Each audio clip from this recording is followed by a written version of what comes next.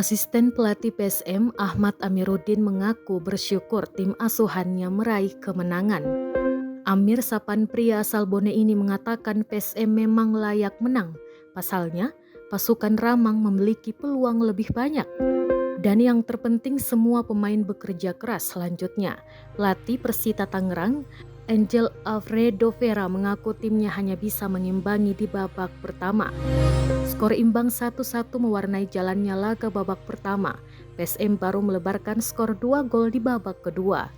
Di laga ini pemain PSM beberapa kali mendapat perawatan, di antaranya Reza Arya, Victor Dethan, dan Yance Sayuri.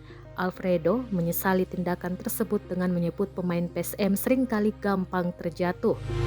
Untuk diketahui PSM Makassar memperpanjang rekor tak terkalahkan di Liga 1 musim 2022-2023 hingga pekan ke-13. Yance Sayuri dan kawan-kawan kembali memetik 3 poin dalam laga melawan Persita Tangerang di Stadion Sultan Agung Bantul Daerah Istimewa Yogyakarta pada Kamis 8 Desember 2022 sore.